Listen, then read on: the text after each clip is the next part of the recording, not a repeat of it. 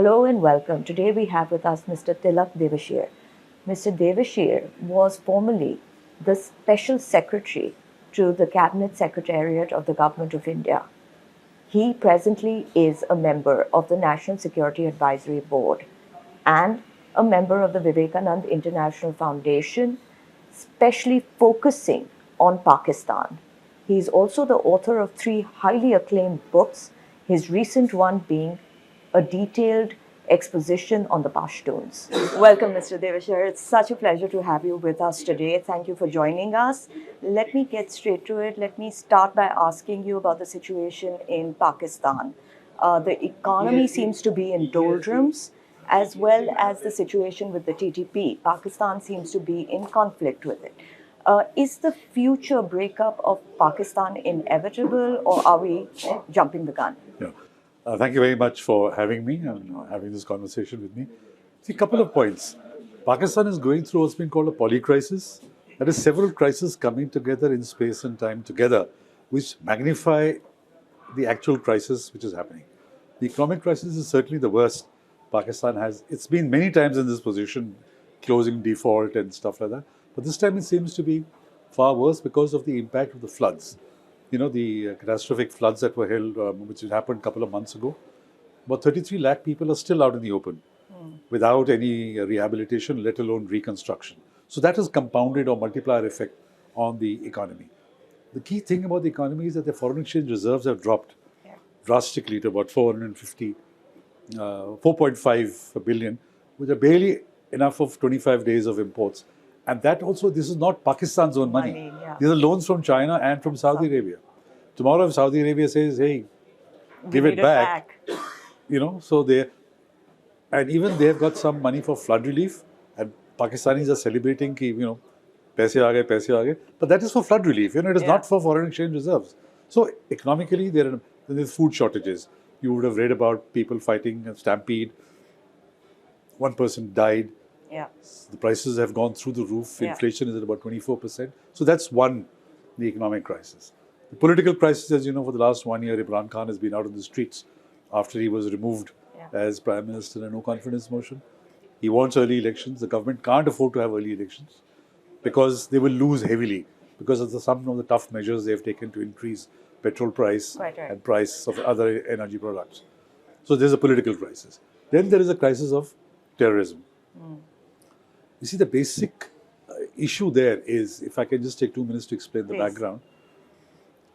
When the Taliban came into power back in Kabul as a result of the support which Pakistan had provided them for 20 years, there was a lot of jubilation in Islamabad that, you know, because they felt the Taliban in Kabul would bolster Pakistan's security for 3 reasons. A, India will be out of Kabul. They will defang the Tehreek-e-Taliban Pakistan, and they will recognize the Durand Line. A year and a half later, none of this has happened, and Pakistan's security has been compromised. What Pakistan didn't realize, or if they knew, they didn't sort of factor it in, that the Taliban and the TTP are basically 2 sides of the same coin. There's Pashtuns, they studied in the same madrasas, they have the same ideology, and just as the Taliban have not recognized the Durand Line as the border between Afghanistan and Pakistan, the TTP want the demerger of the former federally FATA with Khyber Pakhtunkhwa. They want to administer that territory. So basically, Pakistan is faced with a pincer Pashtun movement on both sides of the Durand Line. And they are violent, you know, so their violence has gone up exponentially since the Taliban came into power. But whether Pakistan is going to break up, I think that's much, much too premature. I think so long as the Pakistan army continues, the unity, the chain of command and the integrity of the Pakistan army holds, I don't see Pakistan breaking up in the classical sense. Like you said, that, you know, there was all this jubilation and celebration when Taliban came in. So now this situation, as we see it now, what does it bode for the Afghanistan-Pakistan relationship? It doesn't bode well at all, because the TTP has got sanctuaries in Afghanistan. And the reason for that is that in 2001, when the US bombed Afghanistan and the Taliban were shunted out of power, they took refuge in Waziristan, North and South Waziristan, with the tribals. Those tribals are now part of the TTP. So as per Pashtunwali, which is the code of the Pashtuns, They got shelter with the Taliban, with the TTP today. So they in turn will provide shelter to the TTP. That is not going to change. You would recall that Mullah Omar refused to hand over Osama bin Laden even to Muslim countries. He said, forget Sharia. As per Pashtun Wali, he sought refuge with me. There is no way I'm going to hand him back. So Pakistan is extremely upset that because the cross-border terrorism is coming, from Afghanistan. So they have threatened that they will carry out raids into Afghanistan to go after TTP camps. And Taliban have warned them that don't do this. Because if you do, Pakistan is then going to get bogged down into a war of attrition, which will not only unify the Pashtuns, which will also unify the other ethnic minorities who today are angry or upset with the Taliban. The Uzbeks, the Hazaras, and the Tajiks. Because in Afghanistan, they do not accept any foreign power. For centuries, this has been going on. And if Pakistan were to make any ingress into Afghanistan, they all will get together and go after Pakistan. And they can't match Pakistan conventionally, so it will become even a greater terrorism in Pakistan itself, especially suicide bombing. So it's going to be a tough call they have to handle it very sensitively and not try and push the Pashtun. Because anybody, it's called the graveyard of empires. Anybody who's gone in to try and occupy it has suffered the consequences. So obviously the future seems now difficult for Pakistan, but what does that mean for Kashmir? The killings haven't stopped. You see, I personally feel that Pakistan does not have the bandwidth to look at both sides, Kashmir and what is happening on their western border.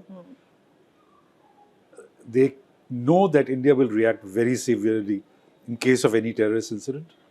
So these small little incidents that are happening, and drones, dropping ammunition, IEDs, in Punjab especially to revive the Khalistan issue. So these pinpricks will continue to tell the people that, look, we are still in play. It's not that we have...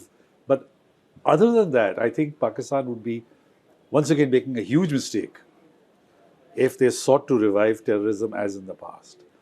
Because it's a different government, it's a different situation.